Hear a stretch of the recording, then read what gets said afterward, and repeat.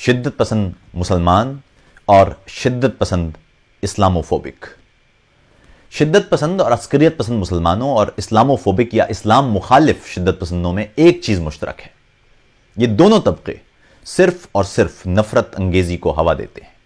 इन दोनों का असल मजहब नफरत है। जी हां, नफरत खुद एक मजहब है और इसके मानने वाले भी करोड़ों की तादाद में मौजूद हैं। यह मुमकिन है कि इस मजहब के किसी पैरोकार को अपने अकीदे का इल्म ना हो, मगर उसका एक एक अमल इस बात की दलील देता है और देता रहेगा। मजे की बात यह है कि ये दोनों तबके अवाम के सामने एक दूसरे के आमने सामने नजर आते हैं, मगर अंदरून खाना ये दोनों एक दूसरे से न सिर्फ जुड़े हुए हैं बल्कि एक दूसरे की मदद करते हैं, क्योंकि उन दोनों की ताकत का इन्हिसार एक दूसरे पर ही है और दोनों का हथियार नफरत और हदफ खौफ पैदा करना है। इंसानों के दरमियान नजरिए की बिना पर नफरत और इंसानों के दरमियान मुखालिफ नुक्ता हाय निगाह रखने वालों से खौफ। इसकी एक मिसाल यह है कि पाकिस्तान में कोई शिद्दत पसंद मुसलमान किसी हिंदू शिद्दत पसंद की किसी कार्रवाई की मिसाल देकर अपनी दरिंदगी को जवाज देगा और हिंदुस्तान में कोई हिंदू इंतहा पसंद किसी पाकिस्तानी शिद्दत पसंद मुसलमान की मिसाल देकर किसी इंसान की खाल उतारेगा। म्यांमार में कोई शिद्दत पसंद बुद्ध भक्षु किसी मुसलमान का घर जलाकर उसे मार मार कर हलाक करेगा, तो कोई चीनी शिद्दत पसंद तिब्बत में बुद्ध मत के मानने वालों पर चढ़ाई कर देगा और वहां बदला उतारेगा। जर्मनी में इंतहाई दाएं बाजू के न्यू नाजी अवामी सतह पर मुसलमानों और खुसूसन शिद्दत पसंद सलफियों के खिलाफ खूब बयानबाजी करते हैं। इसी तरह सलफी शिद्दत पसंद यहां बसने वाले दीगर मुसलमानों को न्यू नाजियों की मिसाल देकर तमाम आम जर्मन बाशिंदों से नफरत सिखाते हैं। मगर हालत यह है कि ये दोनों एक दूसरे के साथ बहुत गहरा ताल्लुक रखते हैं। और अभी कुछ रोज कबल मैंने अपने एक लिखारी दोस्त से बात की जिसने अभी हाल ही में एक किताब लिखी है दहशतगर्दी की आमाजगाहों के नाम से, जर्मन जुबान में।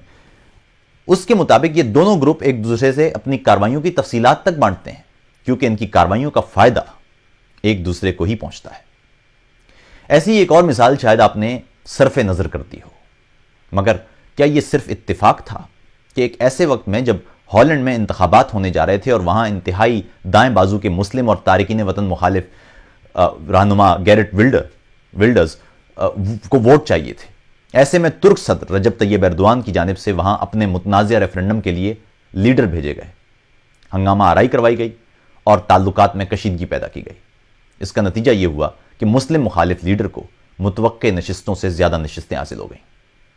यह भी सिर्फ इत्तेफाक नहीं है कि फ्रांस में नेशनलिस्ट पार्टी और मुस्लिम मुखालिफ रहनुमा मारीन ले पेन कभी मकबूल नहीं रही थी, मगर वहां पै दर पै होने वाले दहशतगर्दाना हमलों की वजह से उनकी मकबूलियत में इस हद तक इजाफा हो चुका है कि वो इस बार सदारती इंतखाबात में अहम उम्मीदवार बन चुकी हैं।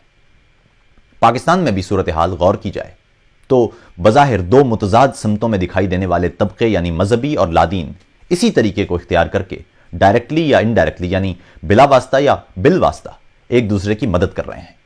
एक तरफ वो हैं जो मजहबी शिद्दत पसंद हैं, जो किसी भी बात को सुनने पर तुंदो तेज जुमलों की बौछार करके यह बावर कराने की कोशिश करते हैं कि इस्लाम का उनसे बड़ा महाफिज कोई नहीं।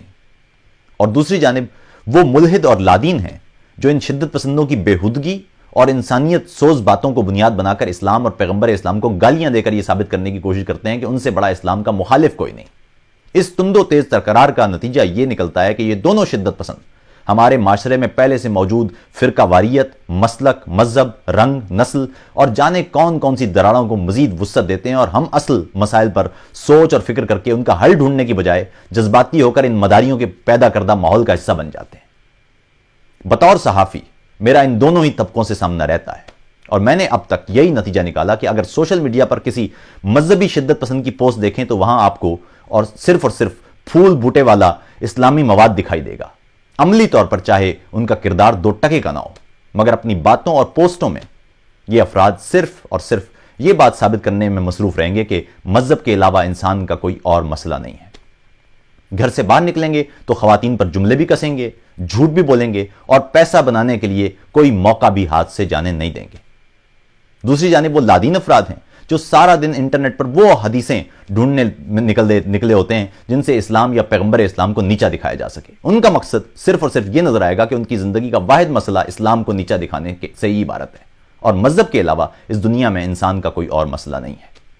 یہاں اگر آپ دیکھیں تو تمام تر فرق کے باوجود یہ دو باتیں وہ مشترک دکھائی دیں گی۔ ایک یہ کہ ان کا کردار کبھی انسانوں کے درمیان فرق کے خاتمے کی کوشش کرتا یا کسی بہتر مثال لائق نہیں ہوگا، اور دوسرا ان دونوں کے نزدیک مذہب کے علاوہ اس دنیا میں انسان کا کوئی اور مسئلہ نہیں۔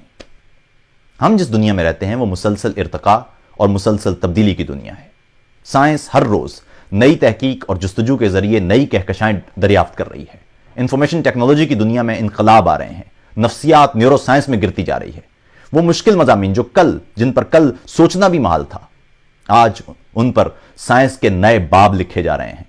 خوابوں کو ٹی وی سکرینز پر دیکھنے کی مشقیں ہو رہی ہیں۔ سٹیم سیلز سے انسانی اعضاء جانوروں کے جسموں پر اگائے جا رہے ہیں۔ لیزر گنز کے ذریعے گولی جیسی رفتار سے زمین کے گرد گردش کرتی سیٹلائٹس کو اندھا کرنے کا کام کیا جا رہا ہے۔ سمارٹ ٹی وی حتیٰ کہ مائکرو ویوز کے ذریعے انسانوں کی جاسوسی تک کی جا رہی ہے، اور جوہر کے اندر مادہ، رد مادہ، ڈارک میٹر، ڈارک انرجی جیسے اختراعوں پر کام ہو رہا ہے۔ مگر ہماری حالت یہ ہے کہ صبح اٹھ کر سوشل میڈیا پر کوئی پوسٹ لکھتے یا کسی سمارٹ فون کے ذریعے دنیا کے کسی دوسرے حصے میں بیٹھے کسی شخص سے ویڈیو یا آڈیو یعنی تصویری یا صوتی گفتگو کرتے، یہ تک نہیں سوچتے کہ اس تمام عمل کے پیچھے کس طرح آواز روشنی کی رفتار بن رہی ہوگی، اور کس طرح سیٹلائٹ اسے ہمارے کرۂ ارض کے دوسری جانب کسی مقام تک پہنچا رہی ہوگی۔ ہم جمعہ مبارک کا پیغام ارسال کر کے بس ثواب کمانا پسند کرتے ہیں، یا صرف اسلام کو نیچا دکھانے کے لیے کسی حدیث کے ساتھ کوئی بیہودہ تصویر جوڑ کر اپنے نظریات کو سکون بخش لیتے ہیں۔ یاد رکھیے، آپ کا مذہب یا نظریہ اگر آپ کو تحقیق سے روک رہا ہے، آپ کو سوال اور جستجو سے روک رہا ہے، آپ کو سوچنے اور مطالعہ کرنے سے روک رہا ہے، تو وہ ایک نادرست مذہب یا نظریہ ہے، کیونکہ کسی درست نظریے یا مذہب کو آپ کے سوالات سے نہ تو خوف ہو سکتا ہے اور نہ ہی کوئی مسئلہ۔ خدا ہے یا نہیں ہے، یہ سوال اپنی پھول بوٹوں والی پوسٹروں کے ذریعے ڈھونڈنے کی بجائے کتب کا مطالعہ کرنے، دنیا کی مختلف ثقافتوں اور فطرت کا مشاہدہ کرنے، یا فلسفے کی گھنیری بحثوں کو پڑھ کر جواب حاصل کرنے، یا کم از کم اپنے عمل سے ایک بہتر انسان کی صورت میں دوسرے افراد کے لیے مثالیہ اور انسانیت کے لیے بہترین کردار کی ترجمانی سے ممکن ہو سکتا ہے۔ اپنے بچوں کی بہتر تعلیم، انہیں سوالات سونپنے، ان میں مطالعے کی لگن پیدا کرنے، حکمرانوں سے تعلیم کا بنیادی حق مانگنے، اور مستقبل کے ان معماروں سے انسانیت کو بہتر مستقبل دینے کے لیے زیادہ سے زیادہ جستجو کی جانب مائل کر کے حاصل کیا جا سکتا ہے۔ ان تمام مسائل سے باہر نکل سکتے ہیں جن کی وجہ سے ہم آج وہاں ہیں کہ 200 ملین افراد کے ملک کو وہ حیثیت بھی حاصل نہیں کہ ہم کسی دوسرے ملک کے سامنے پوری عظمت سے کھڑے ہو سکیں۔ نفرت کا مذہب اور نظریہ ترک کرنے کے لیے ہر طرح کی شدت پسندی، عسکریت پسندی اور فرقہ واریت کی تنسیخ کیجیے۔